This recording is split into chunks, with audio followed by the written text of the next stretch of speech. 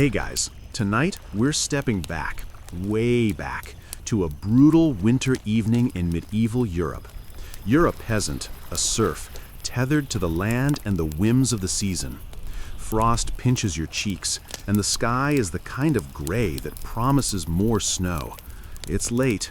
Your breath turns to fog as you trudge home from the fields, hoping, really hoping, that your cracked leather boots don't give out.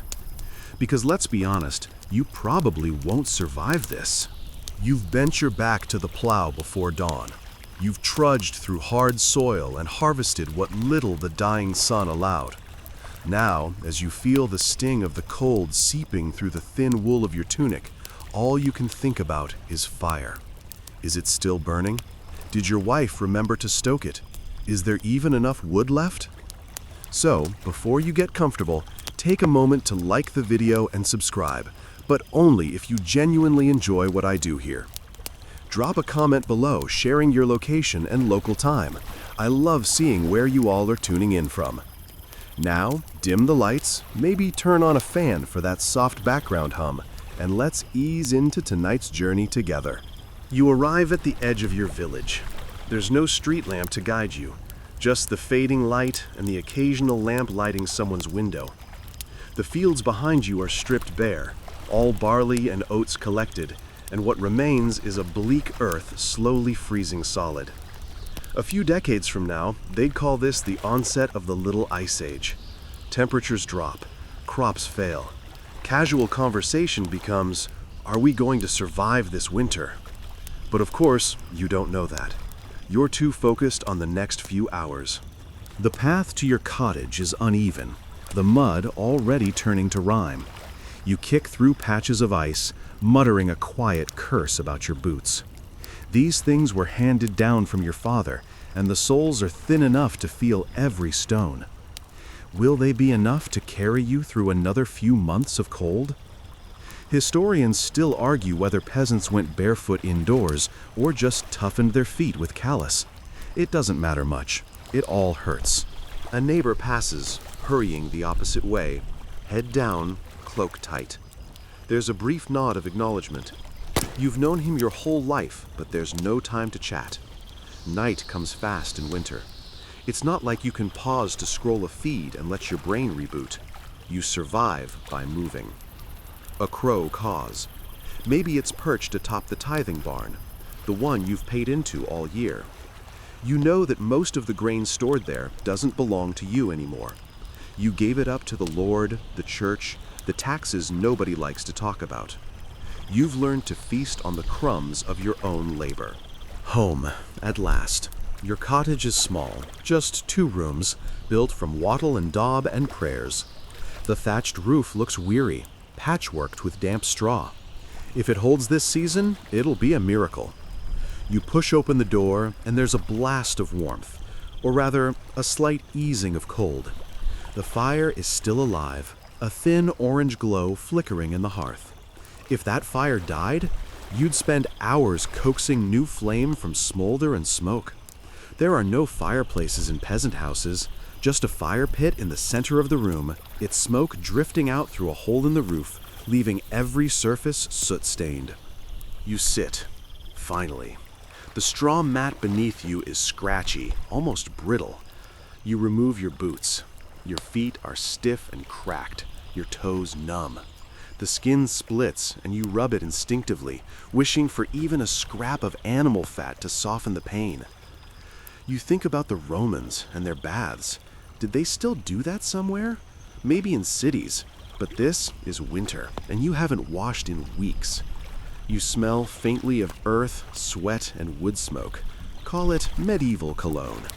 In the corner, your youngest is asleep, wrapped in a blanket woven from wool that's been patched too many times to count.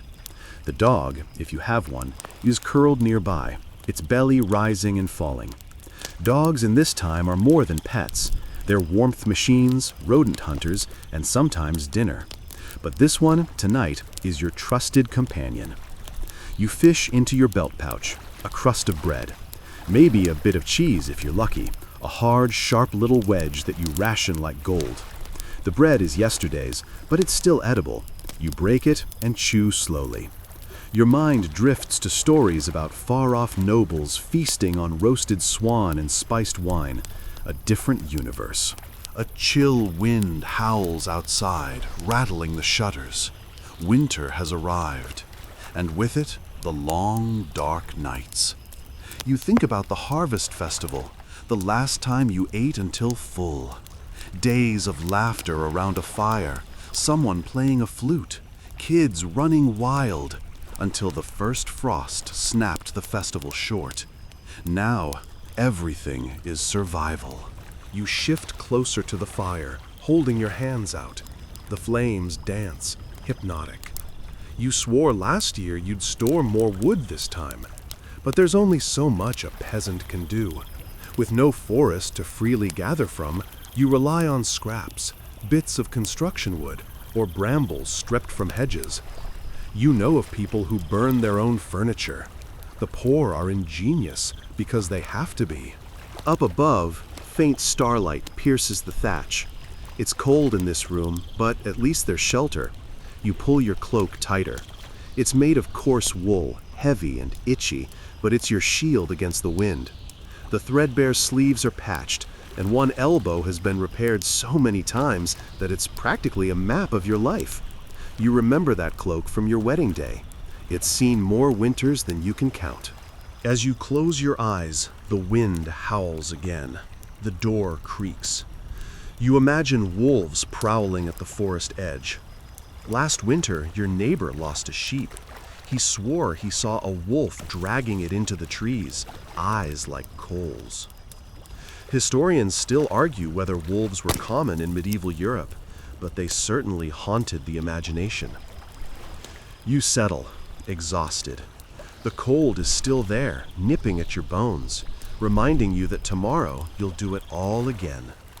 But for now, you lie back, your body worn, your breath slow.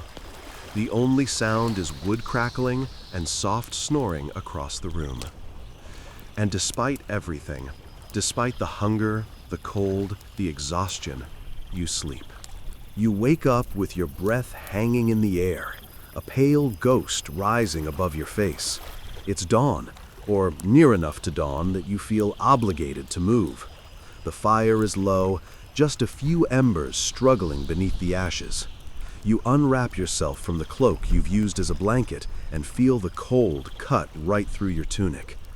Even after all these years, you're still surprised by how quickly warmth disappears. Woven sticks, smeared with mud, reinforced with straw, and whatever else was on hand. Wattle and daub, the academics call it. Your walls say it's barely enough to keep out the wind. Every crack is a reminder of the life you lead, one where you layer old tunics over one another and stuff straw against the baseboards, hoping to trap a pocket of warmth. You stand, rubbing your arms, your breath fogging in front of you like smoke. The air bites, your joints ache. You glance over to the far wall. Your neighbor's shadow moves behind it. You can practically hear them waking up too, stiff and miserable. Privacy is a luxury for the rich. Here, on the edge of survival, you learn to ignore what you can't change. You reach for your second tunic, a garment that once belonged to your grandmother, and quite possibly her mother before her. It's patched along the sides, dyed a faded brown that was once deep ochre. You pull it on over your first layer, and then reach for another. Peasants in medieval Europe dressed in layers, not because it was fashionable, but because it meant the difference between shivering and surviving. Historians still argue whether peasants slept partially clothed to retain warmth, but as someone living through this winter, you're not about to risk waking up frozen. You glance at the wall near the door. That's where you and your family have stuffed old clothing, dried grasses, and tufts of sheep's wool. It's all meant to block drafts. You push a bit more straw into one of the wider gaps. A small gesture, but it makes you feel like you're doing something. That feeling matters. You step outside. The cold hits you hard, like a wall. The sun is still a rumor. The sky is bruised purple, with frost clinging to every surface. At first glance, everything seems frozen in place, except your breath. the only sign that you're still alive and moving. Perhaps you pause by the well. The rope is frosty, the wooden beam brittle. You tug it carefully, mindful that a snapped rope means hours of labor you don't have time for. Water sloshes, icy and gray. You cup it in your hands, splash some on your face. It's freezing, but it wakes you. A joke flutters at the edges of your mind. Medieval skincare, free, cold, and guaranteed to tighten your pores. You walk back inside, dripping, and start to relight the fire. Fire is life. Your ancestors worshipped it. You still do. You kneel by the hearth, blowing gently, coaxing embers to glow. You feed them with twigs and a sliver of kindling you saved from yesterday's bread making. In the corner, your eldest is stirring. They stretch, yawning, pulling their patched wool blanket closer. No school today, not in winter. Learning is for the lucky, and your children learn by surviving. They know how to patch walls, how to fetch water, how to avoid stepping on sharp straw ends that poke through the floor rushes. There's a soft rap at the door. You rise and pull it open a crack. It's your neighbor, eyes bleary, wearing 3 tunics of his own. He asks if you've got a bit of extra straw, his walls leaking cold like a punctured wineskin. You offer what you can, though it's barely anything. Mutual aid isn't some trendy concept. It's how peasants live through winter. Inside again, you notice the walls. They're streaked with soot and smoke, marked with years of life.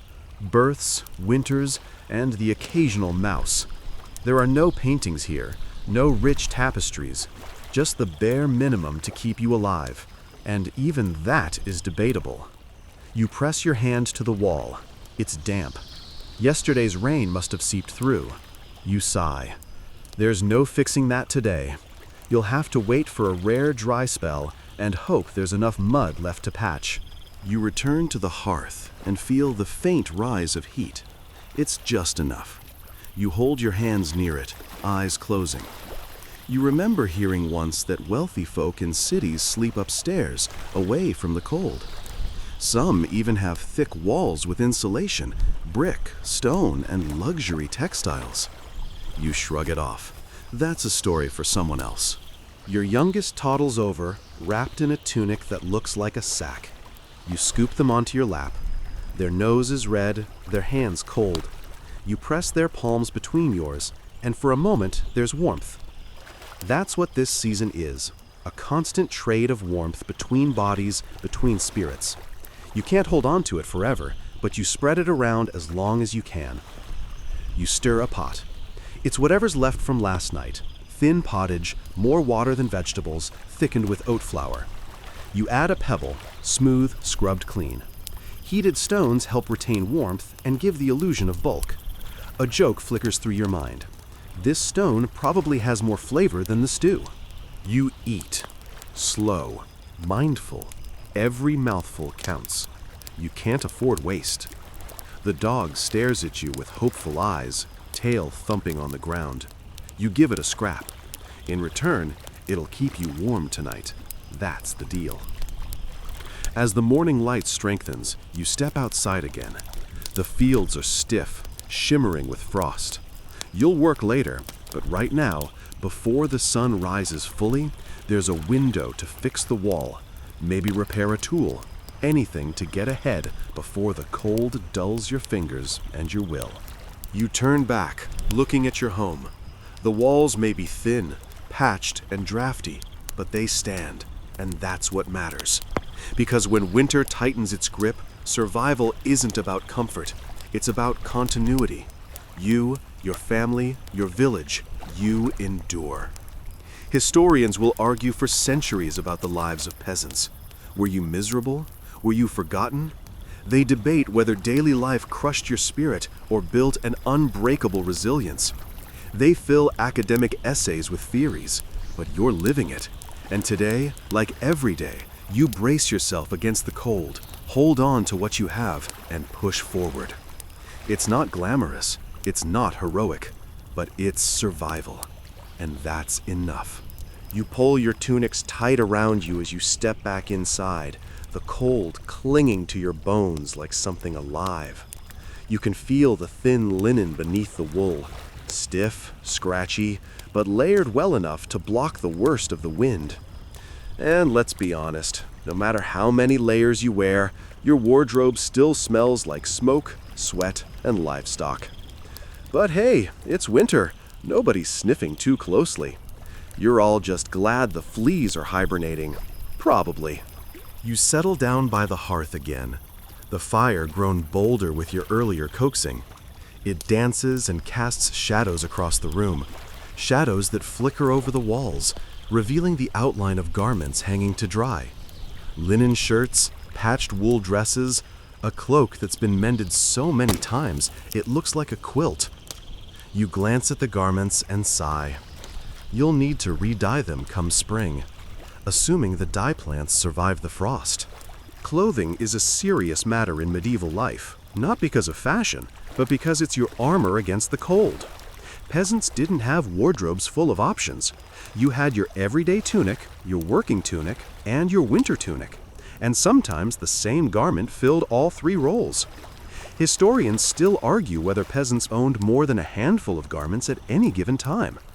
Judging by the state of your closet, a single woven basket, you're leaning toward absolutely not. Speaking of garments, you reach for a strip of linen, your undergarment. It's cold to the touch, but surprisingly soft against your skin, even if it's been washed so vigorously the weave is starting to fray. Linen is good that way. Breathable, durable, made from flax that likely grew right outside your village. You pull it close and sniff. Not great, but that's life. Medieval hygiene was less about soap and more about surviving long enough to hope for soap someday.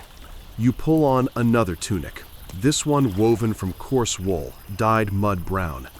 The color was easier to achieve. You look down at your sleeves and notice a darned patch. It's the shape of a heart, but that's just coincidence. Or maybe the handiwork of someone trying to be kind in a world that rarely offers softness. The smell of your clothes starts to blend with the scent of the fire. Your garments are steeped in smoke. We all are. Fire is warmth, and warmth is life, and life is full of compromise. You once heard a wandering friar talk about the healing powers of scented soap. Lavender, rose oil, thyme. It sounded like a fairy tale. You don't need rose oil. You need your hands not to freeze. Someday, perhaps, someone will discover a way to stay warm without smelling like a chimney. But for now, wool and smoke are your perfume. You lift a wool cap from the hooks on the wall. It too is worn, but it's thick and hand-knit. You pull it down over your ears, grateful as the warmth settles across your scalp. Heat escapes from your head. You've heard that somewhere, or maybe you just feel it. Your children start dressing, pulling their own layers on. Their clothes are hand-me-downs from you, your siblings, your mother. Fabric so well loved, the fibers have forgotten their original shape. You lean over to inspect your daughter's sleeve. The stitching has come loose. You make a mental note to fix it tonight. Your sewing kit is small. Bone needles, a bit of sinew or plant fiber thread. You fix clothes the same way you fix your life, piece by piece, with what little you have. You think back to something you heard at church once. That nobility had drawers full of clothing, velvet, silk, and linen fine enough to be mistaken for skin. One lord supposedly had a cloak lined with ermine. You, by contrast, have a spare tunic, a wool cloak, and a hat. And you're doing just fine. Mostly. You remember the summer. The days where you lay garments in the sun, beating them clean against rocks by the river, praying the wind would hold off long enough to dry them. You remember how the warm breeze smelled, fresh, grassy, alive. Now, the air smells of cold and iron and smoke. You stand and turn toward the door, wrapping your cloak around you. It's time to fetch wood, or what serves as wood these days. You push open the door and embrace a winter morning that's barely awake. Your eyes water at the sudden chill. You trudge toward the woodshed, or rather the pile of sticks and branches you've scavenged from hedgerows and roadside ditches, firewood is a luxury. You've heard stories of people burning cow dung to survive. You're thankful at least that you don't have to do that today. You take the bundle, tucking it under your arm, and carry it back to your cottage. The smell of smoke is welcoming again. Inside, you feed the embers, watching the glow rise. The flames curl up around the wood, bringing light and warmth back into the room. You sit, feeling the heat soak into your body. Remember that joke about fleas and hibernation? Yeah, about that. You scratch your arm absently. Looks like one or two stayed awake for the winter party. You sigh. In your head, you imagine writing a medieval pamphlet on pest control. Title, "They're little, they bite, and they refuse to pay rent." You hear the distant sound of bells, church bells, calling people to morning prayer. You whisper a quick blessing under your breath, not because you expect miracles, but because hope is never foolish in winter. You glance at the wall again. The wool cloaks hang there like heavy shadows. They smell of lanolin and smoke and sweat, but they're the closest thing you have to comfort on the coldest nights. You've patched them, blessed them, cursed them, and relied on them. They've kept you alive this long. Historians still argue whether peasants felt pride in their clothing, whether woolen cloaks and linen tunics were badges of identity or signs of hardship. You don't have time to debate it. You pull your cloak closer, tuck your chin to your chest, and sit a little nearer to the fire. You close your eyes briefly, listening to the wind clawing at the roof. You imagine spring. You imagine ditching layers, feeling warmth on your bare skin. You imagine sunlight. But for now, you accept your armor: wool, linen, smoke, and sheer resilience. There's a knock at the door. You open it to see a traveling peddler, his eyes bright and cheeks reddened by cold. He smiles and opens his pack, only a handful of wares. Spools of dyed thread, buttons made of bone, a scrap of dyed cloth. You barter, a few eggs for a handful of thread. Your cloak can last another winter if you work some of that crimson thread into the seams. You'll do the mending tonight, and maybe, just maybe, that heart-shaped patch will get a matching one on the other elbow. The merchant nods and moves on. You close the door, tuck your cloak around yourself again, and settle down by the fire. Outside, the cold hums. Inside, you watch the flames dance, your breath turning soft and slow. Linen, wool, and survival. That's clothing in winter. And for a moment, you're warm. The fire is breathing well now, steady, warm, and glowing. It sits at the center of your life like a tiny sun. You stretch your hands toward it, feeling your skin prickle as the heat soaks in. It's not a bonfire, nor one of those grand stone hearths you've heard of in the castle kitchens. No, this is a humble fire, fueled by rationed bits of wood, dried bramble, and, more often than not, the lower rung of the family's furniture. This morning, your fuel is a brittle bundle of sticks collected from the hedgerows, the forest edge, and from beneath your lord's contemptuous gaze. You don't cut trees, not unless you want to face harsh punishment. Wood is controlled. Wood is wealth. And you don't have much of either. It's early, but you're already thinking ahead. The coldest night always feels like it's waiting just around the corner. And when it hits, you want the fire to be ready. So you gather every scrap you can. Old broken tools, leftover bits of fence, the kindling that got damp last week and only just dried. You feed it into the fire one piece at a time, like slow offerings to some ancient deity that only understands warmth and smoke. The flames drink it all in, crackling, spitting, whispering secrets you can almost interpret. The firelight touches your face, illuminating the dirt in the folds of your clothes, the lines carved into your cheeks. There's smoke, too, always smoke. Your eyes sting. You blink it away. You stopped minding long ago. Smoke is a companion. It stings, but it stays. You reach down and shift a log with a stick.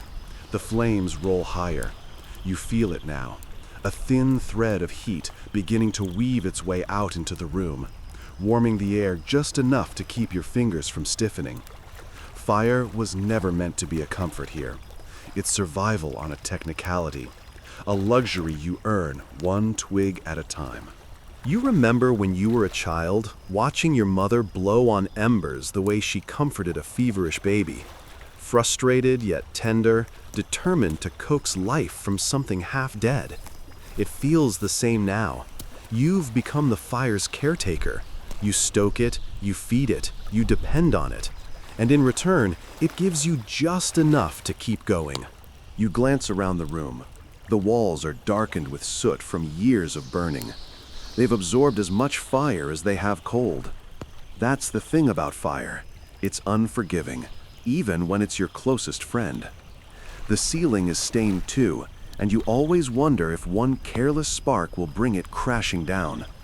Medieval houses weren't built to last. They were built to persist. There's a log that refuses to catch. You prod it, poke it, turn it. You mutter a curse under your breath. Something mild, PG-13, that sounds worse than it is.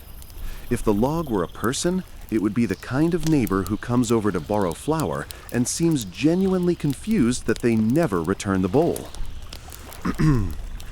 Your spouse shifts in their sleep.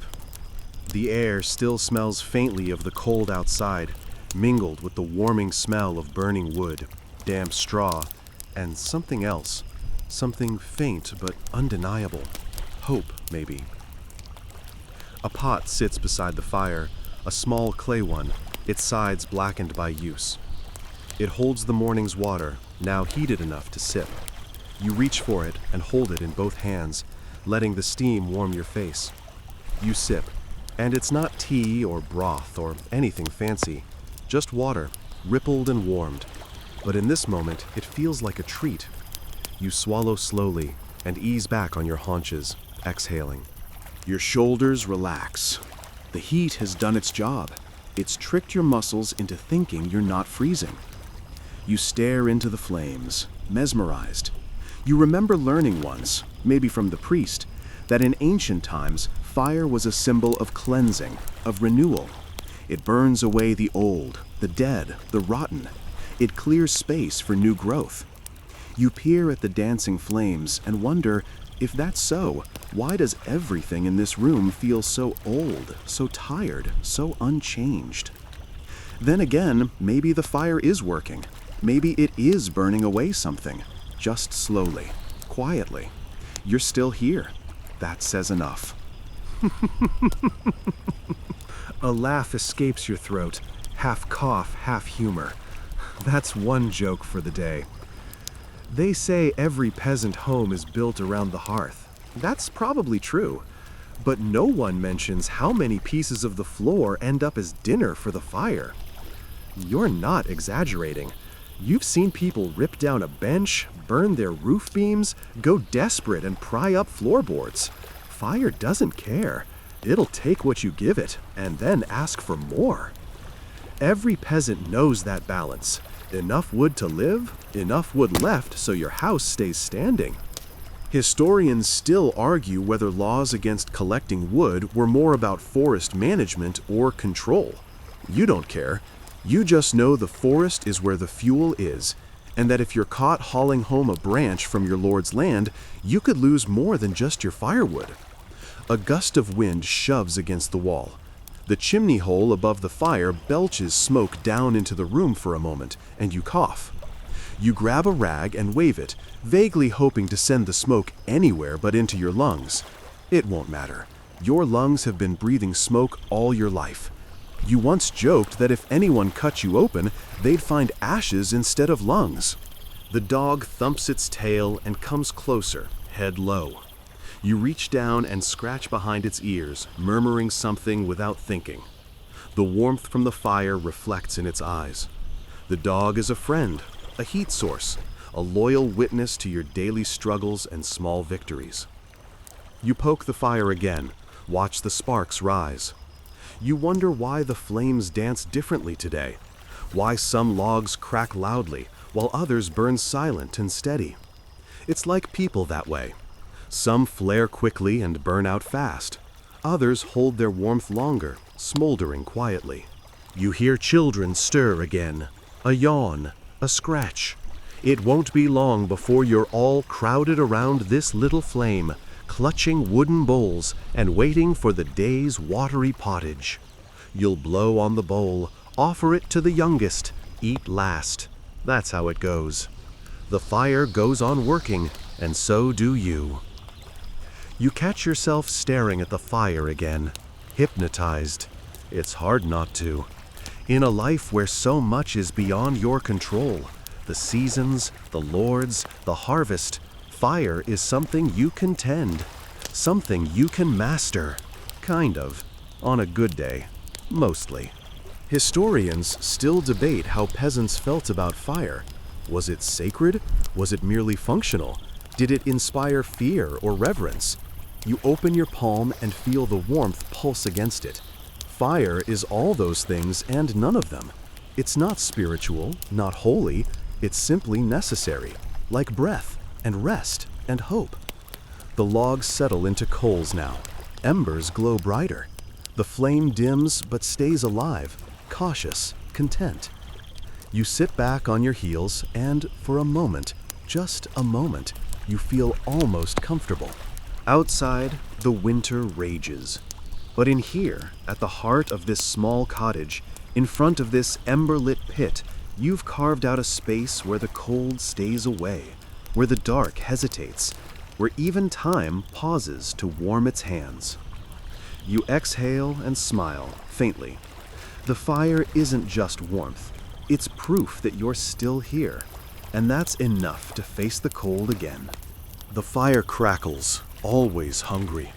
You stretch your hands toward it, leaning into the warmth that floods your fingers, numb from gathering firewood under the biting wind.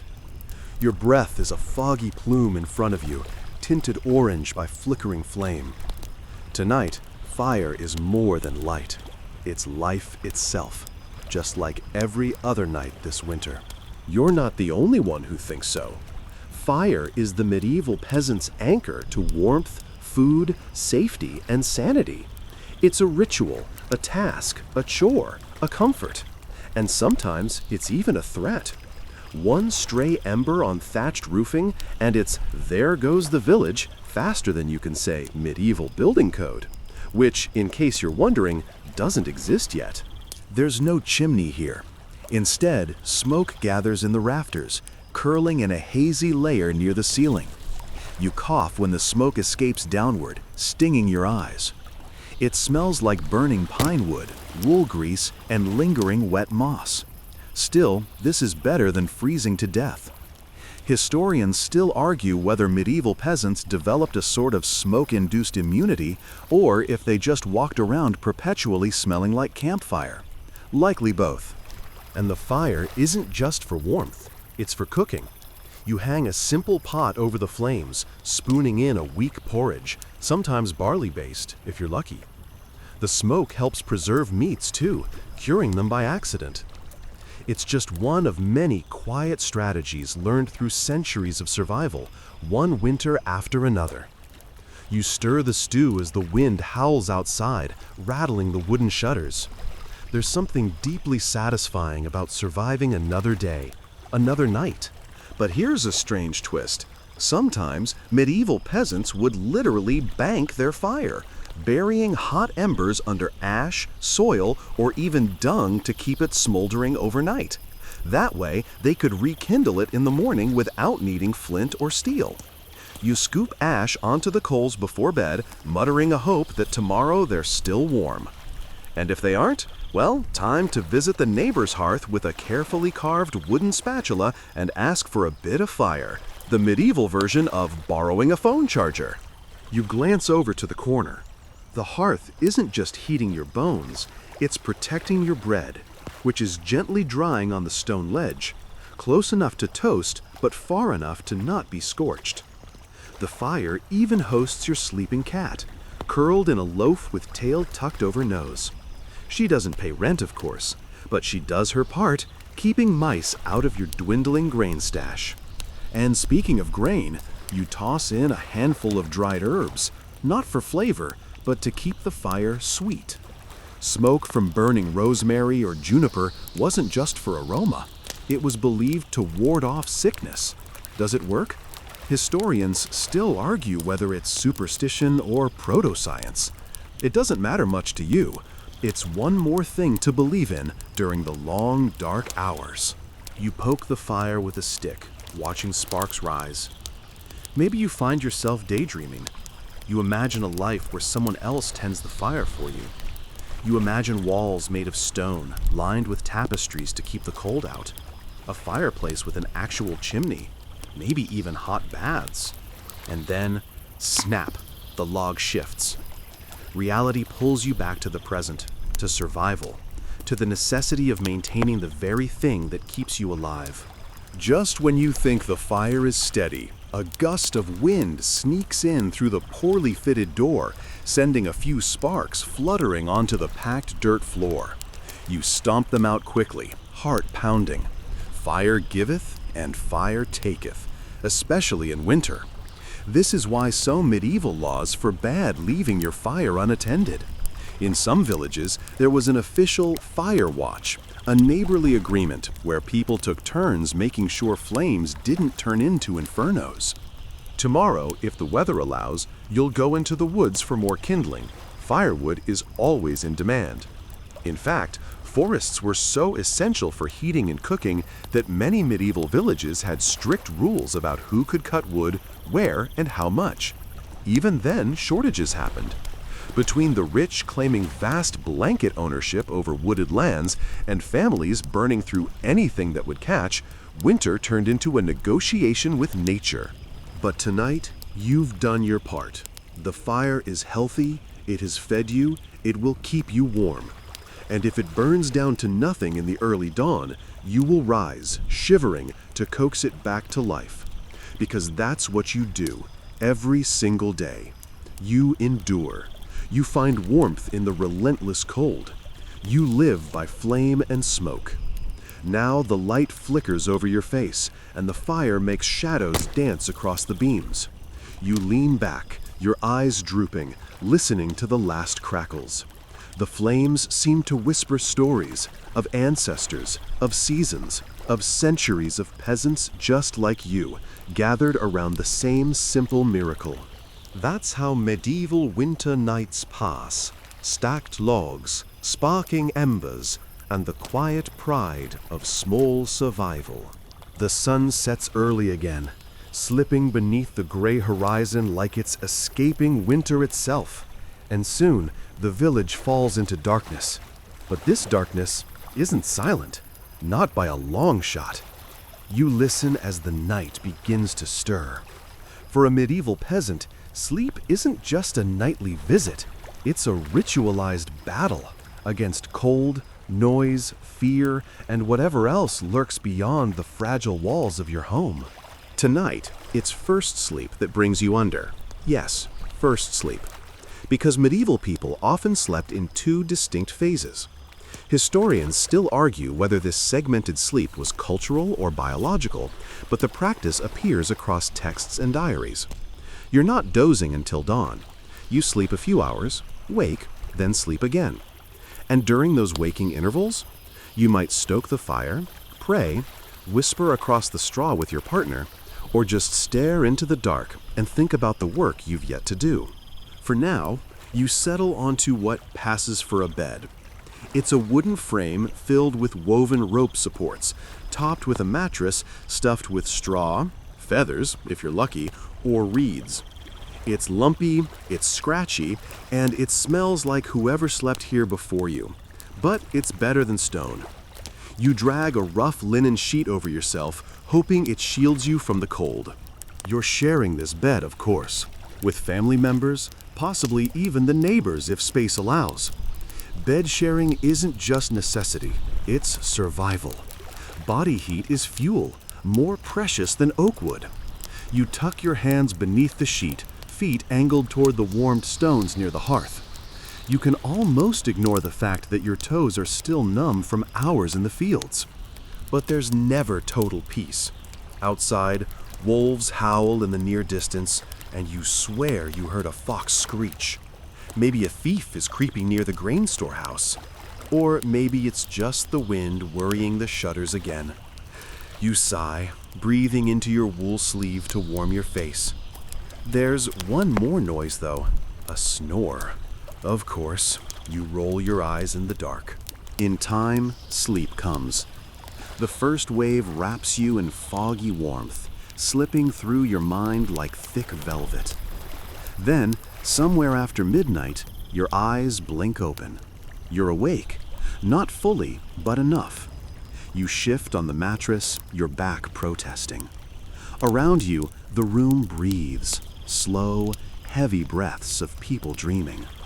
You listen to the faint hiss of the fire settling into quiet coals. This waking period, it's almost sacred, an intermission between your two halves of sleep.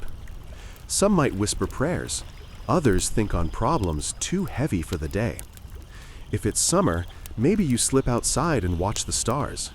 But in this season, you might just lie quietly, hoping your bladder doesn't force a cold-footed stumble across the room. Then again, medieval nights aren't always safe. There's the risk of night air, believed to carry sickness. You wouldn't open windows if the moon threatened to pull bad humors inside. And if the wind howls too loudly, well, there's a good chance a neighbor has hung garlic or rowan branches over the doorway, just in case something supernatural decides to drop by. Speaking of doorways, here's a quirky tradition. Some medieval homes were built with threshold stones rumored to keep fairies, or worse, from entering during the night. Even a simple bag of blessed herbs might be tucked into the thatch above the bed, especially during the long winter. Historians still argue whether these customs were more psychological comfort than genuine belief, but either way, you're glad for anything that makes the dark feel less threatening. You roll over again and stare at the shadows cast by the moonlight leaking through a crack in the roof.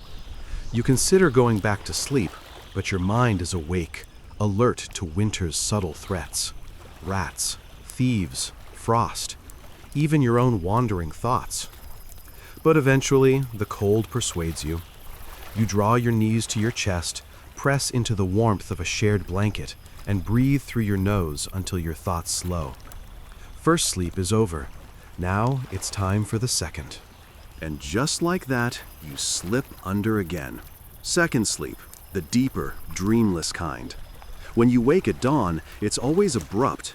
No gentle alarm, no soft glow lamp. Just cold and the unmistakable sound of roosters screaming at the sky. You drag yourself up, joints stiff, sleep heavy on your eyelids. The room is bitterly cold again, but you're alive. Another night survived. And somewhere across medieval Europe, someone else is doing the same thing. Sleeping in firelit cottages, surrounded by watery chill, whispering prayers into the darkness, believing in blessed herbs and vigil candles. It's a human thread woven through centuries of winter, and somehow, despite all odds, not enough heat, not enough sleep, everything trying to kill you, people kept going. You shuffle toward the hearth again to coax the tolls, spark the day, and maybe, if time allows, sneak just one more minute of warmth before stepping into the icy dawn. Your teeth chatter as you pull your wool cap tighter and press your cloak around your shoulders. The dawn hasn't warmed anything, not the air, not the ground, not even your spirit. Today, like every day, the fields and animals demand their dues. The ice doesn't care that your joints ache or that you'd like 5 more minutes by the fire. Winter doesn't pause. Winter presses forward. And so do you. You trudge into the chilly air. Frost blankets the ground like powdered chalk, and your boots crunch through it. There's the barn, If you can call this leaning timber and thatch relic a barn. Its door hangs crooked, but it shelters what matters most: your cows, chickens, maybe even a sick goat. Survival isn't just about fire and shelter, it's about the mouths you feed, including the ones that bleat and moo. You step inside, breath catching at the sudden spike of scent. The barn is its own ecosystem of earthy straw, animal musk, and old wood. The cows lift their heads as you enter. Their breath too fogs the air. You know each one, by name, by mood, maybe even by their sounds. If you're lucky, one cow will give enough milk to butter your bread later. But she's looking thin too. Winter's been cruel on her. They all need more feed. And that's the irony. You've got plenty of hay, but hay doesn't multiply in winter. You ration it out carefully, your hands moving with practiced balance, calculating down to the fistful what will keep them alive and still feed your family through spring. You water them next. The bucket freezes outside, so you drag it inside where the relative warmth melts it just enough. You crack the top layer of ice, then haul it over, feeling the weight pulling on your arms. Milk next. You crouch beside the cow, hands cold, joints straining. You squeeze rhythmically, and the milk spurts into a wooden pail in steaming ribbons. The sound is soothing. There's something deeply comforting about this chore, a cadence, a caretaker's reward. It reminds you that life, fragile as it is, continues. Of course, not everything is this serene. You glance toward the far end of the barn and spot a rat scurrying across a beam. You've seen more rats this winter than usual. They're bold, hungry, and relentless. Medieval peasants often set traps or had barn cats. Your cat's probably asleep by the fire now, smugly avoiding her job. Still, rats aren't your worst problem. Let's talk about your chickens. They haven't laid in days.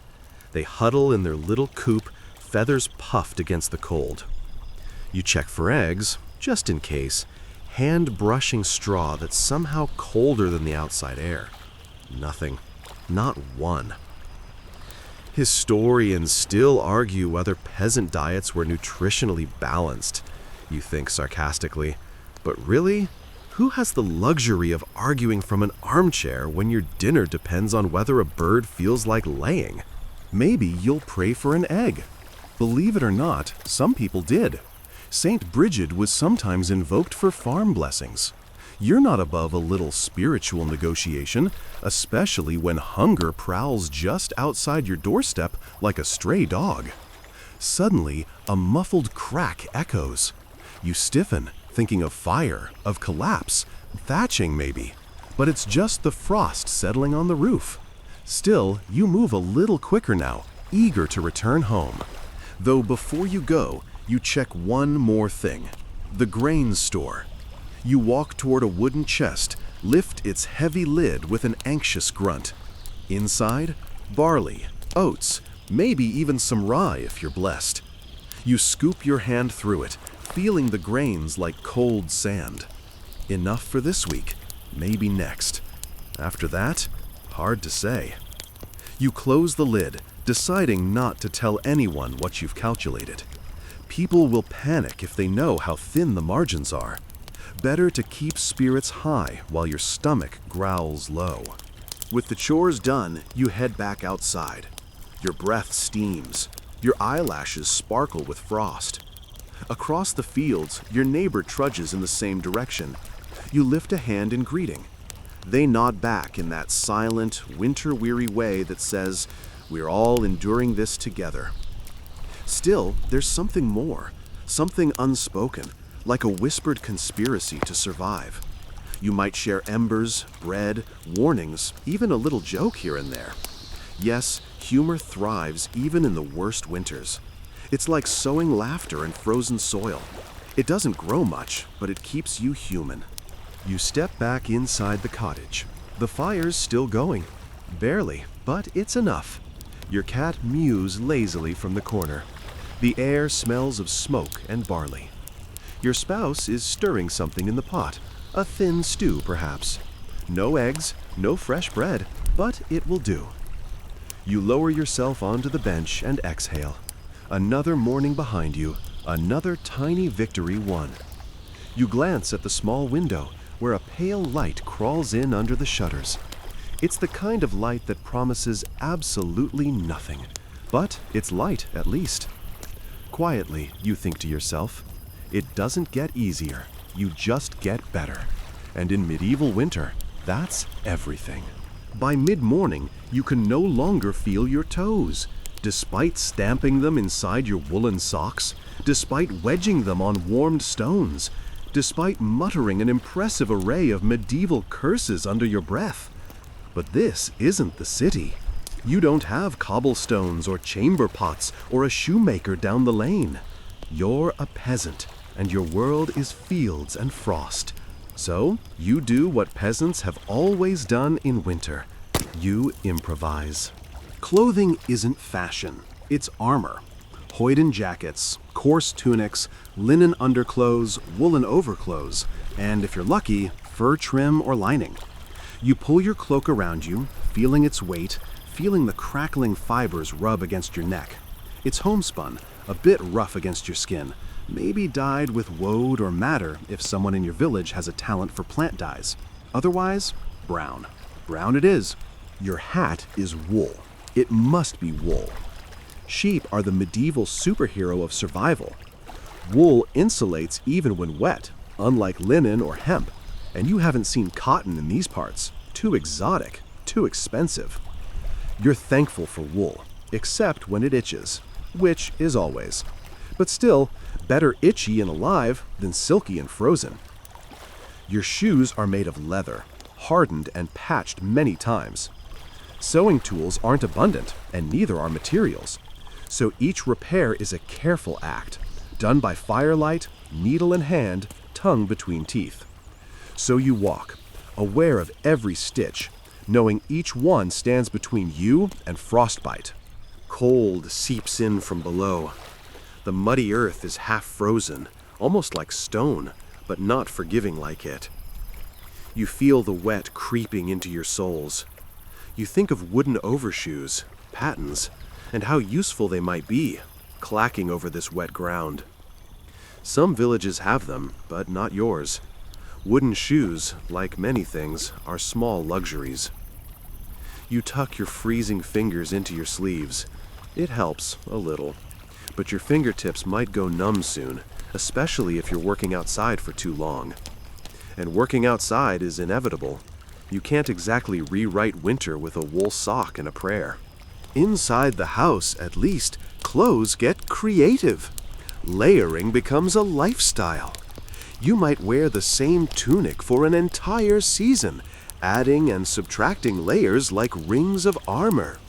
You sleep in most of them to avoid the bite of night air. And if your garments get wet, the only drying room is near the hearth, protected from stray sparks by a hope and a whisper. Speaking of drying, let's talk underwear. Yes, it existed. Linen chemises for women, brays for men. Cleanliness wasn't a daily hobby, so these underlayers helped absorb sweat and served as a rare buffer between your skin and the coarseness of exterior fabrics. You've been wearing the same one for a week, or perhaps more, and it smells like it's seen some things. Plus, there's the cloak. Oh, the cloak. A blanket, a shelter, a privacy curtain, a fashion statement for someone who can't afford fashion. It's pinned at the shoulder with a brooch if you're lucky, or simply knotted if you're not. You tuck your chin into it as the wind throws another tantrum outside. This single piece of fabric means shelter, outdoors, indoors, asleep or awake. You think of cloaks like ancestors, always there, never trendy, impossibly essential.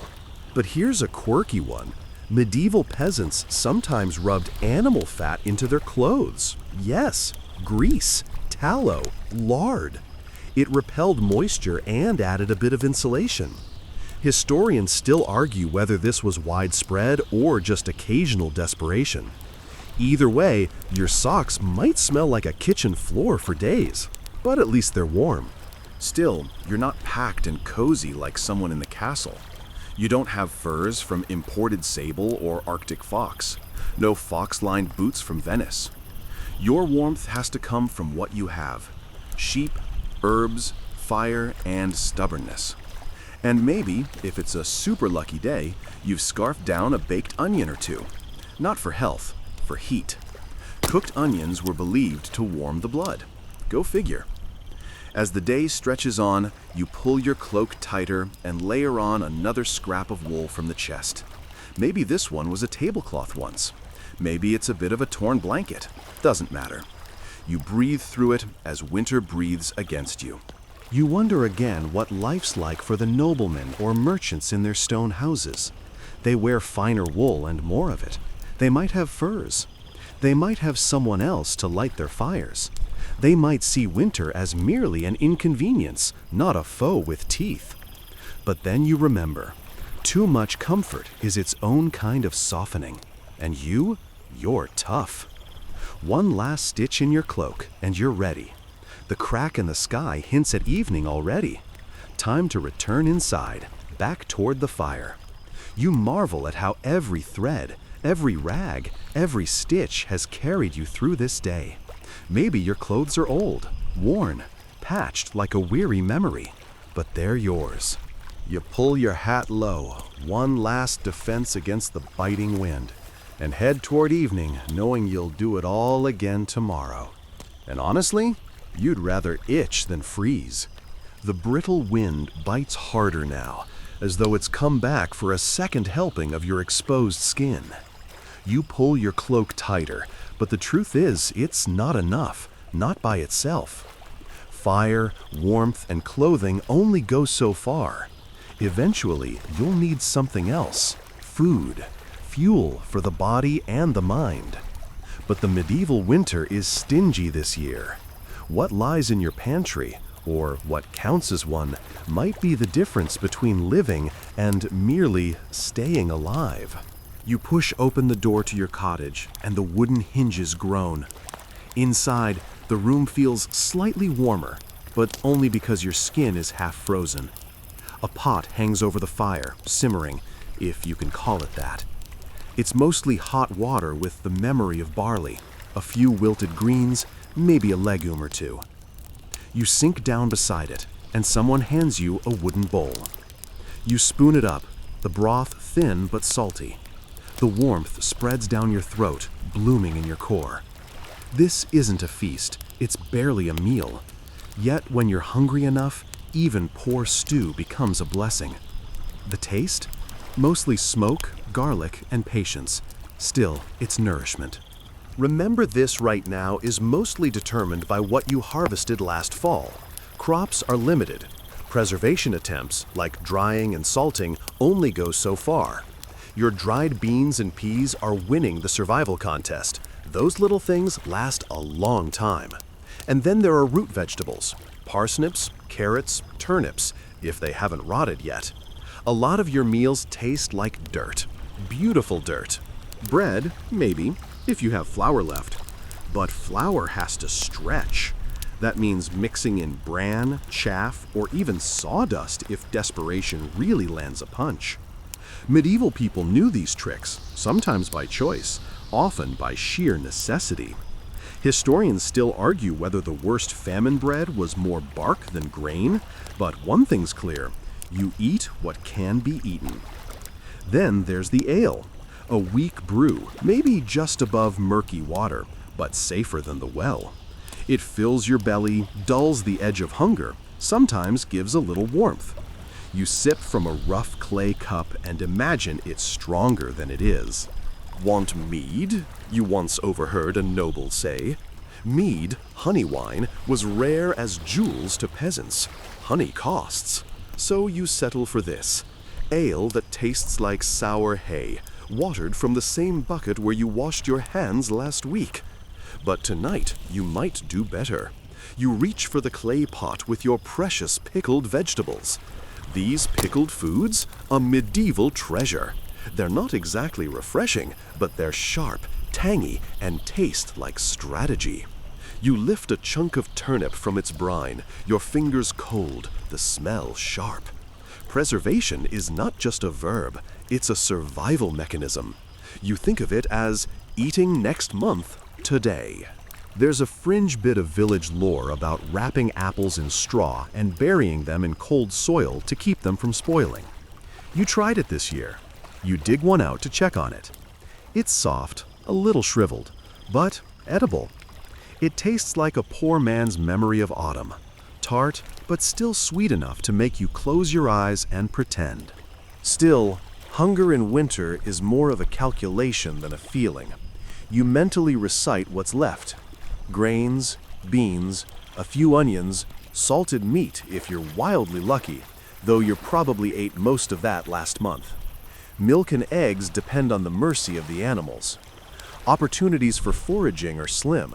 Winter clears the forests of much, leaving only hardy, bitter plants or a rare dried berry clinging to brittle branches.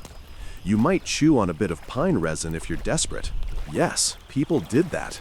And of course, you know about famine foods. In the worst winters, peasants dug up whatever grew underground. Bracken roots, wild sorrel, even the edible inner bark of certain trees. It's called cambium, and it's technically food, just not good food. Historians still debate whether it was common practice or just a catalog of desperation. But you know someone in your village tried it once. It's not forgotten. There's also the unique idea of survival porridge. You make it from whatever you can find. Acorns, if you leach the tannins long enough. Ground peas, boiled again and again.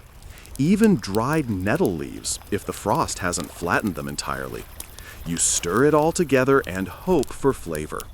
Hope is its own kind of spice, right? Tonight, as you eat, you share the bowl with your family. That's normal. People don't worry about germs yet. They worry about empty bowls. You glance around. Your spouse nods at you. Your eldest takes a last sip of broth and sighs. The cat sits at your feet, waiting for scraps. You toss it a crumb of bread. It sniffs and walks away, offended. Even cats are critics. A small silence settles over the room. You feel the hunger shift, not gone, just softened. It's not exactly comfort, but it's enough to convince your body that it can keep going. Tomorrow, you'll repeat the ritual. Maybe someone will trap a rabbit. Maybe the stew will have meat. Maybe you'll find sorrel under the snow. Winter isn't kind. It isn't patient. But you're still here, eating turnips like a king of the frost. The afternoon stretches long and pale, the kind of light that barely reaches past your shoulders before sinking again into gray. You step outside with another bundle of wood, your breath steaming, your fingers stiff in thick wool mittens. Winter weighs on everything, the land, the animals, the people. Each step across the frozen mud is a negotiation. You sink into it a little, then lift, then sink again. The ground feels like it's trying to hold you in place, to remind you that time is slower, patience is thinner, and survival is measured in inches, not hours. You trudge to the hedgerow, scanning for anything that might burn tonight.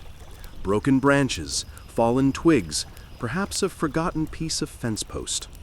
This scavenging is almost ritualistic, a meditation on necessity. Historians still argue whether peasants considered these small treks into the woods a chore, a social outing, or a moment of private reflection. You'd argue for all three. The frost crunches underfoot. The wind rips at your cloak, playful and cruel at the same time. You hunch your shoulders and press forward, counting twigs like tiny treasures. Back at the cottage, you pile the wood near the hearth. Each piece is carefully arranged, a miniature sculpture of practicality. You've seen winter nights destroy homes before, and every log matters. One log too far from the fire, and the heat won't reach you. One log too close, and sparks might send the roof up in smoke. Balance is everything, and you've had years to master it. The children are gathered close to the fire, their faces glowing orange in the dim room. You notice their toes peeking from beneath worn socks and patched shoes. Little bundles of warmth huddled together, each body generating life-sustaining heat. One of them shivers and grabs a sibling, pulling them into the fold. You think about how clever humans are, sharing body heat like it's a secret superpower. You pause to reflect on clothing again. Your own layers are thick, patched, and worn to the point of being nearly invisible from use. But they do their job. Wool, linen, fur, whatever you can get your hands on. A neighbor once told you about sheep fat rubbed into garments, making them windproof and slightly waterproof. Quirky, yes, but effective. Medieval peasants weren't worried about fashion. They were thinking about whether they'd wake up in the morning. And speaking of mornings, the sun is already lowering, the hours shrinking. You glance outside at the gray fields and realize you still haven't tended the animals for the evening. The cows must be milked again. Chickens need food. The fire will need stoking. And dinner? Dinner will be whatever survives your rations. You breathe out slowly. You're tired, yes, but this is winter, and there is no resting until survival has been secured. Inside, the fire sputters. Smoke curls around the low ceiling, reminding you that warmth is a fragile, fleeting thing. You poke the coals, watching the embers glow, and think about how fire has been your constant companion through every frost, every frozen night, every hungry dawn. Some people call it a symbol. You call it life. You glance at the children again. One of them is poking a stick into the embers, curiosity gleaming in their eyes. You warn them softly. Fire is a friend and a foe. It gives warmth, but it also demands respect. Even a spark can destroy everything. You wonder if this is how knowledge is passed, softly, cautiously, a little at a time, until it becomes instinct. Outside, a harsh wind rattles the shutters. You press your hands into the hearth, feeling the heat seep into your fingertips. You think about other nights, the nights when there was no fire, when the cold crept in under the roof, when frost formed in the corners of your home. Those nights were lessons. Tonight, the fire is strong, and the lessons are gentle whispers, not harsh shouts. Your mind wanders to the oddities of medieval life. Some villagers believed that placing a thorn bush near the door would ward off evil spirits. Others swore by smearing butter on their window shutters to keep frost away. You've tried both, though more in superstition than expectation. Historians still argue how widespread these practices really were, but in your heart, a little hope, even in butter, never hurts. You shift your focus to the supper pot. It's thin tonight, a watery stew, perhaps barley and onions, maybe a scrap of salted meat. Not enough to fill hungry stomachs, but enough to sustain. The children gather closer, spoons clutched in tiny, eager hands. You ladle portions carefully, balancing quantity and fairness. Survival isn't just about firewood or clothing. It's about nourishment, about passing another night whole, with energy to face the next day. The cat jumps onto a bench, circling twice before settling, tail flicking. It doesn't speak human language, but it understands the rhythms of survival. It knows warmth, comfort, routine. You envy it sometimes. You sit back and let the warmth of the fire envelope you. There's a rhythm to winter nights, tasks, chores, fire tending, eating, resting. Each motion, repeated year after year, season after season, is part of a quiet dance. You've learned it all without realizing it, your body remembering more than your mind ever could.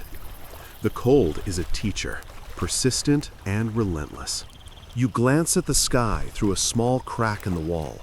Snow might be coming again. The wind whistles, carrying icy fingers that touch your cheeks. You don't panic. You have clothing, fire, and shelter. You have routine, and you have experience. These are the pillars of survival.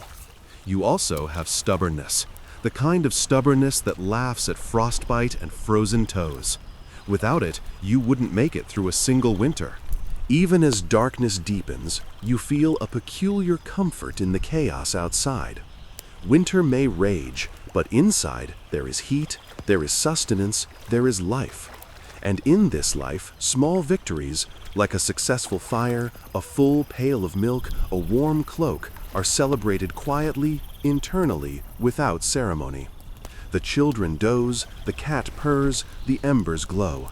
And you, the eternal caretaker, feel the satisfaction of another day survived, another night prepared. Historians still debate whether the harshness of winter shaped peasant resilience or simply weeded out the weak.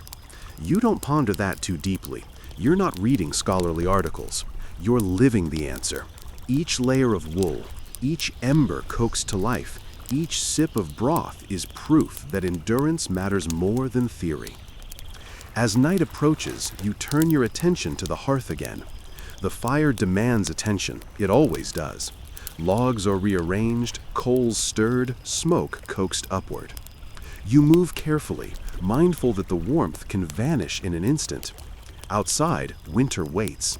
Inside, survival is deliberate, slow, and tactile. Each movement is measured, each decision minor but crucial. And so you continue, day folding into night, warmth against cold, life against frost. The fire glows brighter now, the children breathing softly in their sleep, the cat content. You lean back on the bench, breathing in the smells of smoke, wool, and barley, letting the quiet of the cottage wash over you. It's a small triumph, a brief peace in the ongoing struggle of medieval winter. Night deepens. Outside, the wind rattles the shutters and whips snow against the walls. But inside, the fire pulses like a heartbeat. You sit close, letting the warmth creep into your frozen bones. The hearth is your center, your sanctuary, your lifeline. Every ember is a small victory, each log a tiny miracle. Medieval winter isn't gentle, it's an unforgiving teacher. But it rewards care, attention, and persistence. You learned long ago that survival depends on these small acts repeated without fail. You glance around the room. Your family is gathered near the fire, wrapped in layers, blankets haphazardly thrown over shoulders. They look half asleep, half awake, faces illuminated by flickering orange light. You notice the way your youngest fiddles with a stray piece of straw, pushing it between fingers, fascinated by its texture. The children have adapted. Their small bodies generate heat like built-in furnaces. You've come to appreciate how the human body, with all its quirks, works overtime to help you survive. And then there's the cat. True to form, it curls up on the warmest spot, tail tucked neatly around itself, occasionally flicking an ear toward a suspicious noise. You admire its dedication. No complaints, no anxieties beyond food, warmth, and comfort. If only humans were so simple. Your attention shifts to the fire itself. The logs crackle softly, sparks floating upward like tiny glowing stars. You poke the coals carefully, nudging some embers to life, while leaving others to simmer quietly. It's a delicate balance. Too little attention, and the fire dies. Too much, and it consumes everything in a rush. You've learned to read it, the color of the flames, the behavior of the smoke, the quiet hum of heat radiating into the room. Historians still argue whether medieval peasants truly understood the science of combustion, but instinct, observation, and necessity often proved wiser than theory. You feed the fire slowly, savoring the rhythm. Each log you add is a decision, each spark a gamble. You glance at the coals and see how they glow, orange and hot, softening the chill in the air. Fire is more than warmth. It's security, companionship, even a kind of reassurance in a world that otherwise offers little. Your mind drifts as you tend the hearth. You recall tales from neighbors, stories about nights so bitter that frost formed on the inside of windows, or snowstorms so fierce that livestock froze in their stalls. You remember hearing about families huddling together for warmth, pressing children between adults, sharing body heat in silent cooperation. Oddly, these memories don't terrify you. They teach you. They are lessons in endurance. Some peasants believed that smoke itself had protective qualities. A smudge of juniper or rosemary might ward off illness, or, at the very least, disguise the smell of wet animals and damp straw. You add a twig of dried rosemary to the flames, enjoying the aromatic lift. Historians still debate how effective this was, but it's comforting nonetheless. The scent mingles with the earthy aroma of straw, charred wood, and the faint tang of animal breath, creating a layered, almost hypnotic atmosphere. Outside, the wind howls again. You glance toward the small window, frosted along the edges. You can barely make out the shapes of trees and fence posts, their dark silhouettes shifting in the snow-driven gusts. It's a reminder that the cold waits just beyond your walls, relentless and patient. You're aware of the precarious balance. Too long without fire, and the chill seeps in. Too few logs, and darkness encroaches. Too little food, and bodies weaken. Survival, in these moments, is a careful dance with nature, a negotiation of stamina, skill, and timing. You stir the pot on the hearth. Tonight's meal is thin, a simple broth with a few scraps of grain, maybe some onion or root vegetable. It's not much, but it's enough. You ladle a portion into a wooden bowl and pass it to your spouse, then hand smaller bowls to the children. Even food, when scarce, becomes a communal experience. You eat slowly, chewing thoughtfully, letting the warmth spread from your mouth through your chest. As you sip the broth, your thoughts drift to the strange customs of the village. Some folks swear by leaving the first slice of bread uneaten to protect the household. Others hang herbs or charms from beams to ward off evil spirits. You don't always understand these practices, but there's a comfort in tradition. Even if it's superstition, the act itself, deliberate, repeated, intentional, adds structure to a life dominated by chaos and cold. Outside, a tree branch scrapes against the wall. The cat twitches, ears pricked. You sigh softly, returning your attention to the fire. It's enough. The warmth, the smells, the quiet crackle, it's enough. Here you are safe. Here you are alive. And in winter, that is a victory in itself. You pause and notice the children's eyelids drooping. The youngest murmurs something, half dreaming, and snuggles closer to their sibling. You watch them for a moment, feeling a quiet pride. They are learning, just as you learned, how to endure. Each day, each night, teaches survival.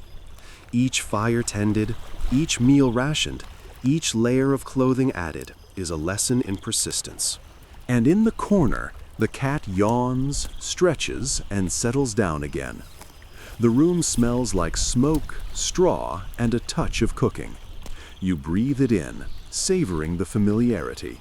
Outside, winter rages. Inside, life persists.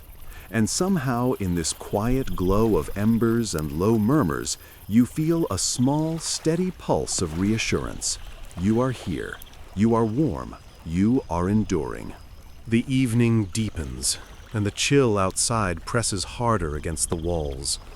You hear the wind clawing at the shutters, the way it always does, and you pull your cloak closer, pressing the damp cloth against your shoulders for an extra layer. The fire glows faintly, casting long shadows that stretch like lazy, smoky fingers across the room. You watch them for a moment, imagining them as shapes of your ancestors, moving silently alongside you, guardians of the hearth and your survival. Winter nights are long, but there's a rhythm to them, an unspoken, almost meditative cadence that shapes every action, every thought. You shift to tend the animals one last time before settling in for the night. The cows are quiet now, chewing in the dim glow of lantern light. Their breaths fog the air as you stroke their coarse coats, feeling the warmth of life radiating from them. Milk is still trickling slowly into the pail, and you make a mental note to bring it back to the hearth for the morning's bread or porridge. You glance at the chickens in their coop. They huddle in tight, puffing their feathers to trap every last bit of heat. Even in the cold, even in scarcity, life persists stubbornly, beautifully, sometimes maddeningly. Returning inside, the fire catches your attention. Sparks rise and fade, orange stars in a miniature night sky. You poke the coals, nudging them gently with a stick, coaxing them to glow. Fire is everything. Light, warmth, life, and sometimes comfort that almost feels like a friend. You've seen what happens when it dies. Homes freeze, food spoils, hope wanes. And yet, with careful tending, it becomes a small miracle, day after day, year after year. Dinner has long since been eaten, the scraps cleared, the bowls rinsed. The smell of stew lingers faintly, mingling with smoke and the tang of straw. You sit near the hearth, knees drawn close, letting the heat seep into the deep corners of your body that the winter has claimed. Outside, snow skims the ground like powdered glass. You hear distant howls, maybe wolves, maybe just the wind, and you feel a familiar thrill of awareness. Danger and beauty often arrive together in winter. Your mind drifts to clothing again. Every layer you've assembled, your tunic, your undershirt, your patched cloak, your thick wool socks, represents hours of effort and planning. Each stitch, each scrap of fabric, a line in a story of endurance. Some peasants rubbed lard or animal fat into their wool to repel wind and moisture, a practice that's more curious than elegant, but effective. Historians still debate how widespread these habits were, but in your experience, any edge against frost is welcome. You tug your cloak tighter and adjust your hood. It's snug, protective, practical, a shield against the night. You glance at the children who are huddled near the coals, half asleep, their faces soft in the flickering light. The youngest's eyes flutter as dreams press against their eyelids. The eldest tries to remain awake, but eventually succumbs to the lull of the fire. Watching them, you feel a quiet pride. Survival isn't just about you, it's about them.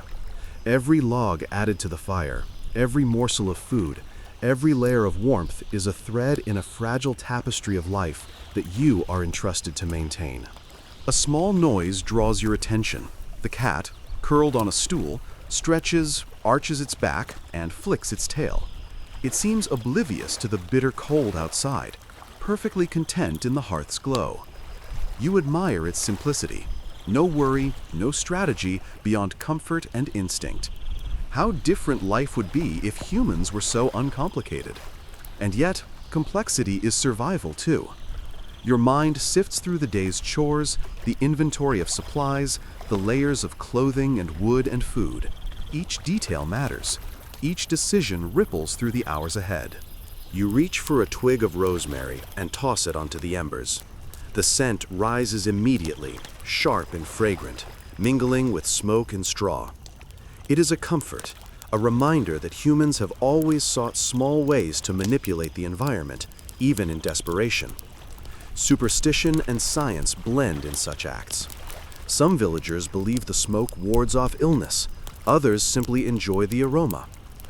Either way, it is a ritual, a way to assert control over a world that often feels unyielding. Outside, the wind rattles the roof, and you hear the faint scrape of snow against the walls. You take a deep breath and exhale slowly, letting the rhythm of fire and breath calm your nerves. Each crackle of wood, each flicker of flame, each warm puff of breath from the animals or children reinforces a simple truth. You endure. Winter is harsh, relentless, and long, but it is also a teacher. And tonight, you have learned yet another lesson. Patience, care, and attention, no matter how small, create the difference between survival and surrender. You settle back, feeling the fire's glow against your face. The room is quiet now, save for the gentle breathing of your family, the occasional pop of embers, and the soft shuffle of the cat. You let yourself relax, just a little. Tomorrow will demand more. The animals will need tending. Firewood must be gathered. Meals must be stretched. Yet, tonight, you have warmth. Tonight, you have light. Tonight, you have life. And for a medieval peasant in winter, that is everything. The night has grown deep now, the hearth glowing like a small sun in the middle of your dim cottage. Outside, the wind thrashes against the walls, snow scratching against the wooden shutters. You watch it for a moment, letting the chaotic dance of ice and shadow remind you just how vulnerable life can be. Vulnerable, yes, but also incredibly stubborn. Here you are, sitting by the fire, alive, layered in wool and patched linen, a cup of lukewarm ale in hand. Medieval winter might try to break you, but it hasn't yet.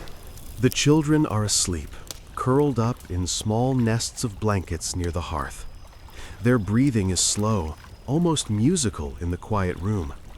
You find yourself listening to it, a rhythm that reminds you that survival is not just about warmth or food. It's about continuity, about the passage of life through hands and bodies, each generation learning the rhythms of frost and famine. You glance at your eldest, face smudged with soot, hair sticking in tiny tufts, and think about how much they are learning without even realizing it. Your attention drifts back to the fire. Sparks rise and fade, tiny stars disappearing into the dim chimney. You poke at the coals again, rearranging logs with precise, gentle movements. Fire is never static. It demands attention, a balance of care and respect. Too little attention, and the cold creeps in. Too much, and the warmth consumes all before it. Historians still debate how much medieval peasants understood about combustion and heat management, but you know instinct, repetition, and necessity are often wiser than theory. You glance at the food pot, now empty except for a few scraps. Dinner is over, but the smell lingers, a mix of barley, root vegetables, and smoke. You think about the odd rituals people performed to ensure meals lasted.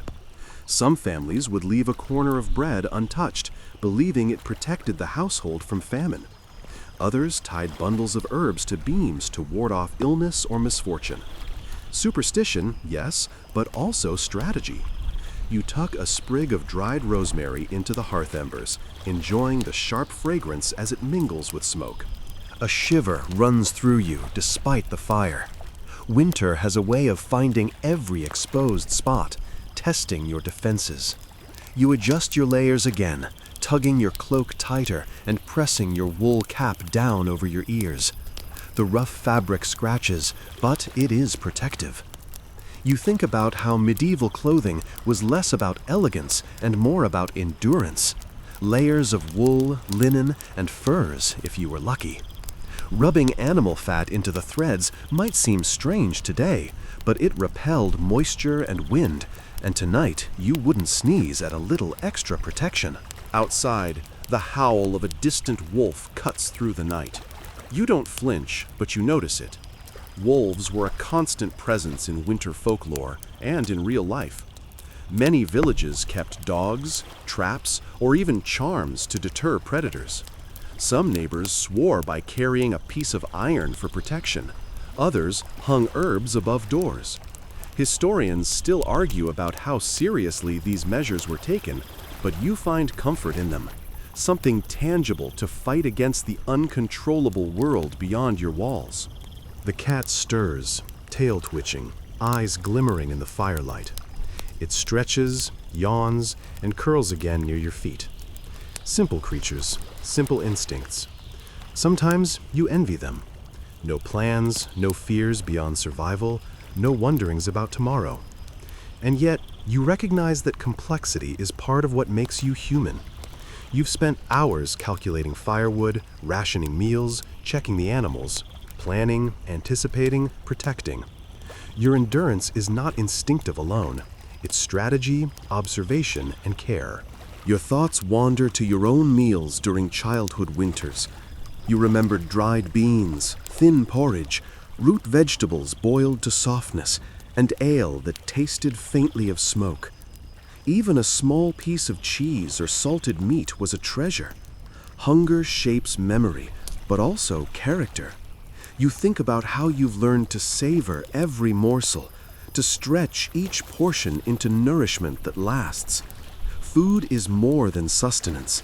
It is hope, warmth, and control in a world dominated by frost and unpredictability. Outside, the night air moves relentlessly. Snow piles up against fences, blanketing the earth in a cold, quiet weight. You imagine walking through it to the barn, tending cows and chickens, coaxing warmth from frozen buckets of water. You imagine the rhythm of chores, repeated day after day, season after season, year after year. Life is endurance, and winter is the most rigorous teacher. You know the wind and frost will come again tomorrow, and the day after, and you must be ready. Yet for now, inside the cottage, there is peace. The fire glows, the children sleep, the cat is content. You sip your ale, savoring warmth and quiet, letting the flickering light soothe your mind. Even in a season of scarcity, even in the face of relentless cold, moments of comfort exist. They are small, fragile, but real. And they are enough to sustain you through the night, preparing you for the inevitable dawn and the tasks it will bring. You lean back against the wall, eyes on the fire, and think about the strange blend of superstition, strategy, and habit that has kept people alive through centuries of harsh winters. Charms, smudges, animal fats, layered clothing, split sleep, rationed meals. Odd, yes, but effective. Survival is rarely glamorous, and medieval life is full of quirky, ingenious solutions born of necessity. You take a deep breath, letting the scents, sounds, and warmth fill you, reinforcing the quiet lesson of endurance. Outside, the howl fades into the night, replaced by the whisper of the wind and the occasional rustle of snow. Inside, life persists. You are warm, fed, alert, and aware. Winter may test you, but it cannot defeat you. In this room, in this moment, you have mastered the rhythm of survival. And that mastery, quiet and patient, is more satisfying than any feast or fine garment could ever be.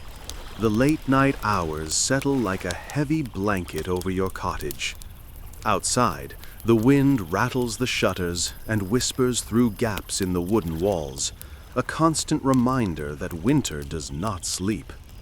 You wrap your cloak around yourself again, not because it is cold inside, but because ritual and comfort are intertwined. You learned long ago that layers are not just warmth, they are reassurance, a tactile barrier against the relentless world beyond the hearth. You run your hands along the patched fabric, feeling the familiar textures, and allow yourself a quiet sigh of gratitude. The children are fully asleep now, small bodies curled in blankets, their faces soft in the firelight. You glance at them and feel a pulse of quiet pride.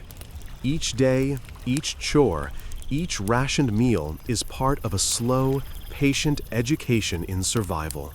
They learn by watching, by feeling, by existing in the rhythm of a household dictated by frost, food, and fire.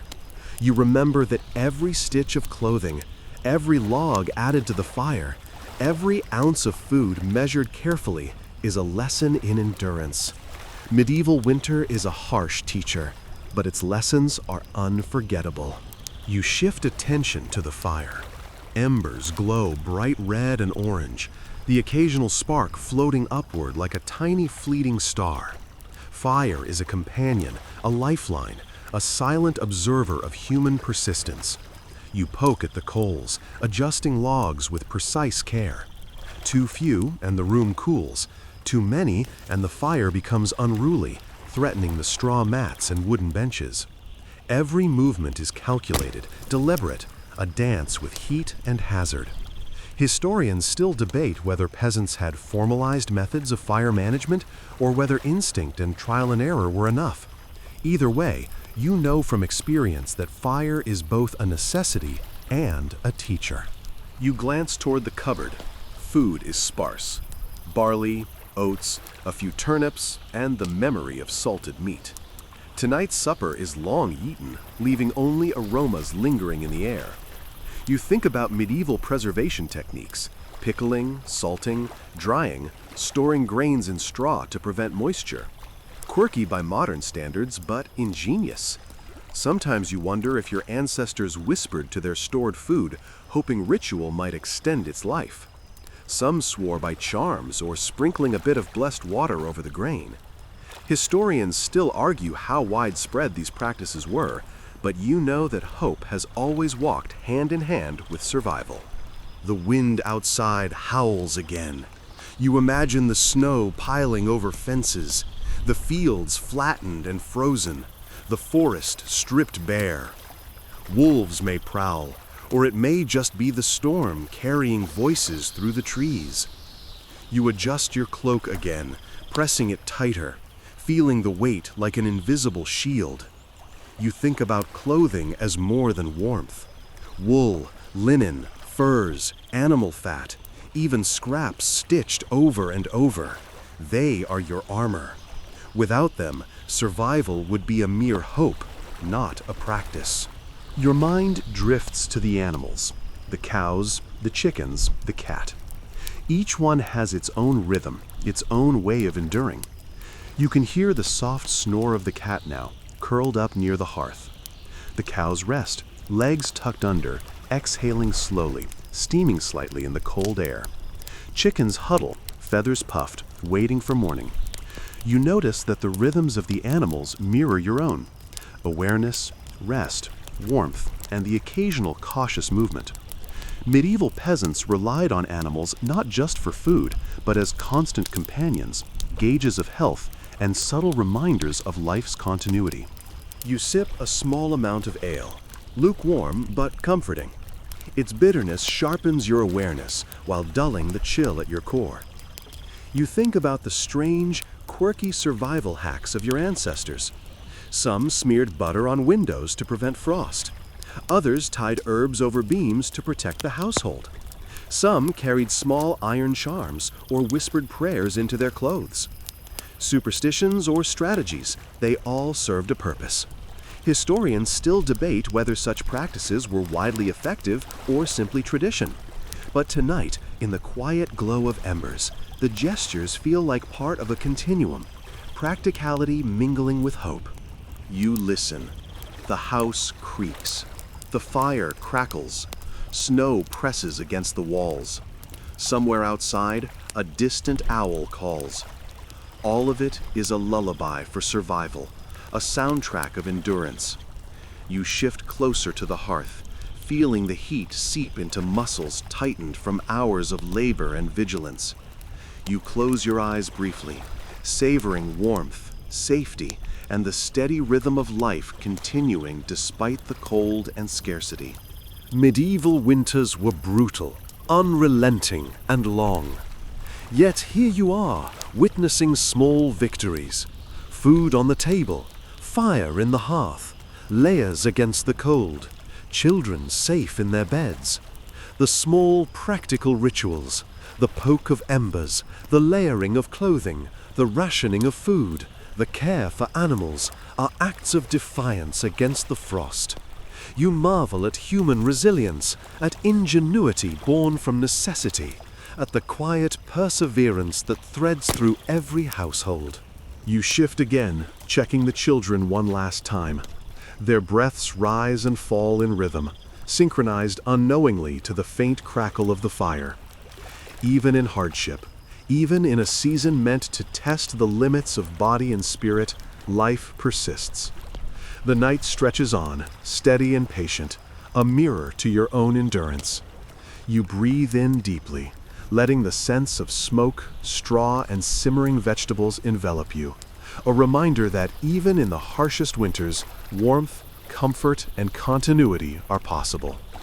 The fire burns low now, a gentle glow suffusing the room with soft warmth.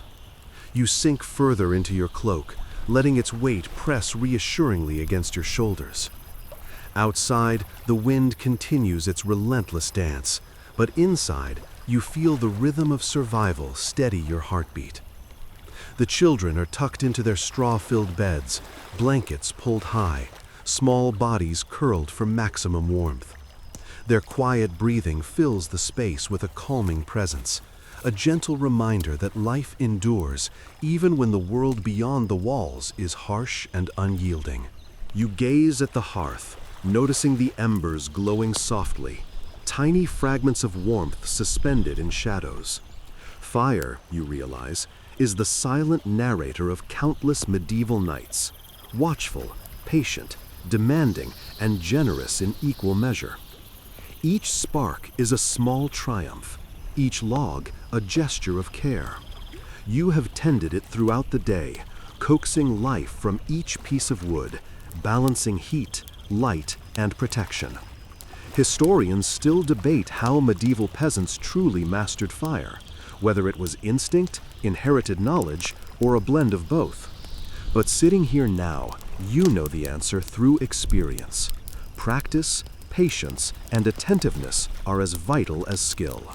The cat stretches near the coals, tail curling around its body, oblivious to the snow piled high beyond the windows. Its contentment is a mirror of the room's fragile tranquility. You watch it for a moment, envying its simplicity, its ability to exist entirely in comfort and instinct.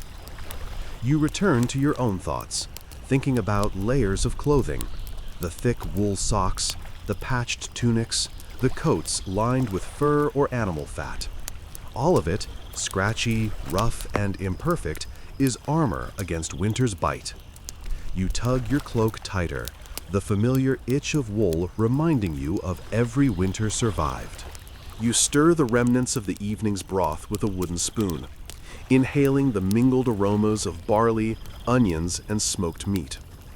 Each ingredient carries the memory of effort: harvesting, drying, salting, storing, cooking. Food in winter is never indulgent. It is strategic, deliberate, a lifeline. You recall quirky traditions, preserving apples in straw, leaving a corner of bread untouched, smearing butter on windows.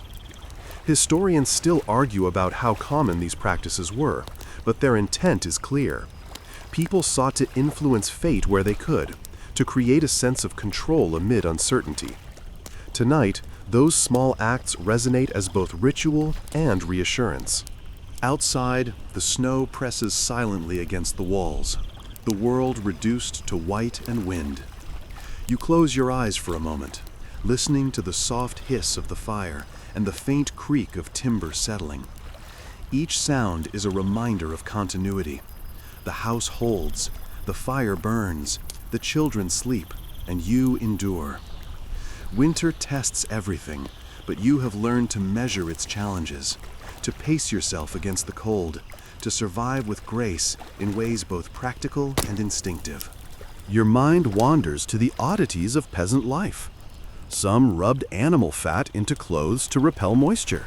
Others whispered charms over their stored grains. Every home developed a rhythm, a series of small, deliberate acts designed to preserve warmth, health, and life. Even seemingly eccentric habits were grounded in necessity, ingenuity, and hope. You reflect on how little has changed. Humans always find clever ways to endure when the environment turns against them. The room is quiet now. The children are still, the cat is still, and the embers pulse faintly like a heartbeat. You lean back, allowing the day's exertions to settle, feeling the comfort of warmth and the reassurance of survival. Each breath is slower, each heartbeat steadier. You are surrounded by the tangible proof of life's persistence: the fire, the walls, the sleeping bodies, the memories of the day's work. And now, a soft wind from the cracks in the door carries with it a reminder. Tomorrow will demand the same care, the same vigilance. You will tend the fire, ration the food, layer the clothing, coax warmth from the frozen world outside. But for tonight, you let the rhythm of endurance soothe you. The fire sputters gently, sending a final few sparks upward. You watch them fade into darkness, a quiet punctuation to the day's efforts. The warmth of your layers, the steady presence of the hearth, the gentle rise and fall of sleeping bodies, all of it combines into a slow, comforting lullaby. You feel the weight of winter pressing outside, but inside, the warmth, vigilance, and simple routines of survival create a haven. You breathe deeply, letting the sense of straw, smoke, and cooking settle into memory. The lessons of this day, like those of countless winters before, are clear. Preparation, patience, and attention to small details carry you through the cold. Endurance is both practical and spiritual, a measure of human resilience as much as a strategy for survival. Finally, you allow yourself to sink into quiet contemplation, letting the room's warmth and the rhythm of breathing bodies lull your mind. Winter may test, may bite, may challenge every instinct, but here, now, life persists, steady and patient. You are warm, you are safe, you are endearing. And that in itself is a small triumph, a quiet victory against the frost. The night stretches, soft and still. You close your eyes, letting the warmth of the fire seep into your muscles. The weight of your layered cloak press soothingly against your shoulders. Outside, the wind moves across the snow in long, gentle arcs, whispering through the trees and brushing against the roof. Inside, the room is calm. The children sleep, the cat is curled, and the embers glow faintly, pulsing like a heartbeat. Each sound, each flicker of warmth is a reminder that you have endured another day, another night in the relentless winter. You breathe slowly, letting the rhythm of the fire, the sleeping bodies, and the quiet house lull you deeper into calm. The cold beyond the walls is distant now, softened by layers, routine, and vigilance. Every log added to the hearth, every ration of food measured, every layer of clothing arranged has carried you here, into this moment of peace. You allow yourself to feel it fully, the quiet satisfaction of life sustained, of endurance rewarded with warmth and safety. Let the night settle around you. The wind will continue, the snow will drift, and the world outside will be as harsh as ever. But inside, here, there is light, heat, and the gentle pulse of life. Each breath, each heartbeat, each quiet murmur is proof that you are alive, that you are enduring, that the rhythm of survival continues. Now, dim the lights. Maybe turn on a fan for that soft background hum, and let your mind drift, carried by the gentle lessons of winter, the warmth of hearth and home, and the quiet reassurance that life persists even when the frost bites deep. Close your eyes. Breathe. Feel the layers of protection, the glow of embers, and the rhythm of life carried through the longest nights. Sleep will come. End of script. Sweet dreams.